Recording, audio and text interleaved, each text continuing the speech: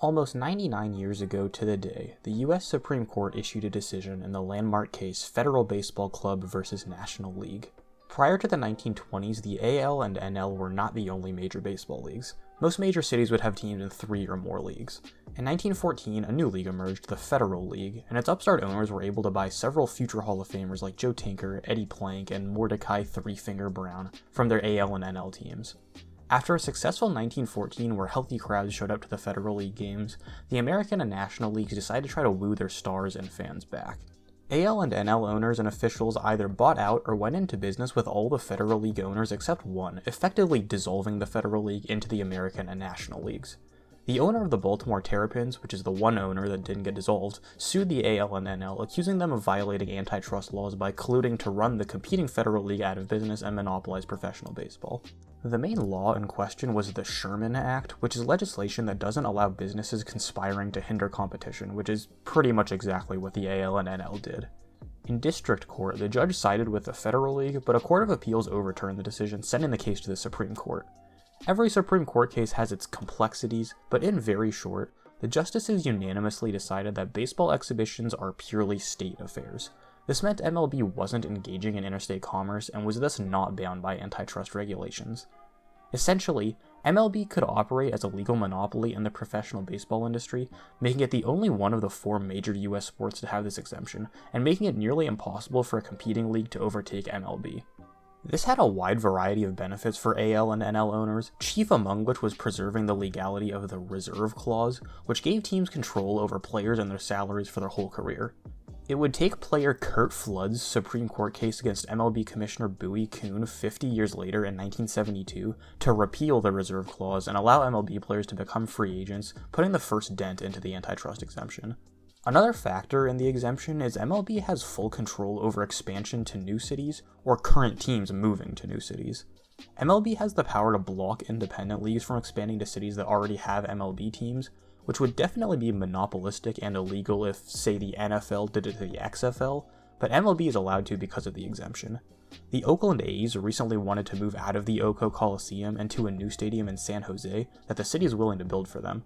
MLB blocked this move on the basis it would be infringing on San Francisco Giants territory, but would not be able to do this without the antitrust exemption. Most relevant to today is that the exemption allows MLB teams to fully control minor league teams and their operations.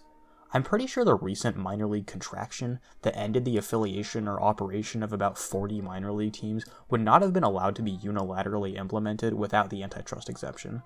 The biggest factor in this is it allows minor league players, who are not protected by the MLB player union, to be classified as part-time workers by US law.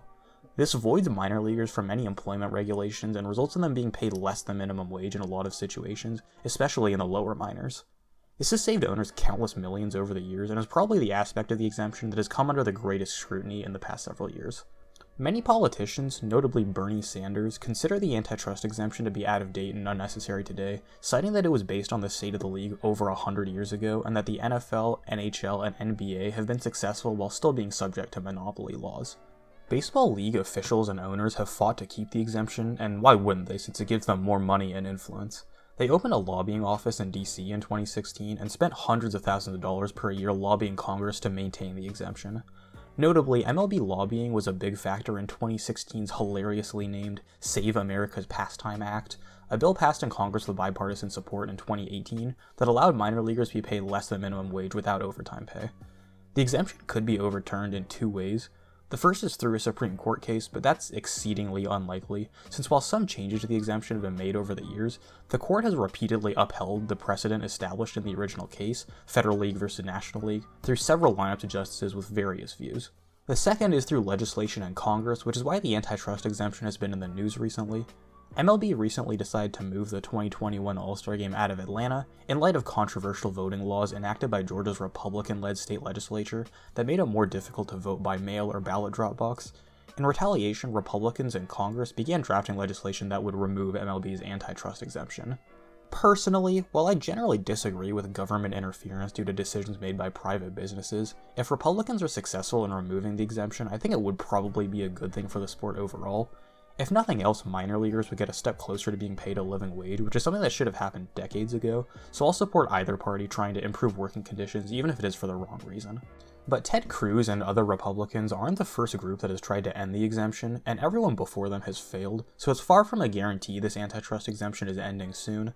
The first steps have been put into motion to end the exemption, and this might be the most publicized effort to do so far, so it's a real possibility changes are coming, but even if this effort is real and doesn't fizzle out, it'll take a while to draft the bill, get through the backlog of proposed legislation, and debate in both houses, so I wouldn't assume we'll see any major change to MLB in the very near future. So to sum it all up, MLB's federal antitrust exemption allows MLB and owners to operate in ways that most other sports leagues and businesses aren't legally allowed to. Because of the exemption, minor leaguers are often paid less than minimum wage, and expansion can only take place at the discretion of MLB, among other privileges that other three major sports leagues don't have, making MLB more profitable and harder to compete with. Hopefully this video cleared some things up or maybe taught you something new. Like, comment, subscribe, etc. Thanks for watching, and I'll catch you guys in the next one.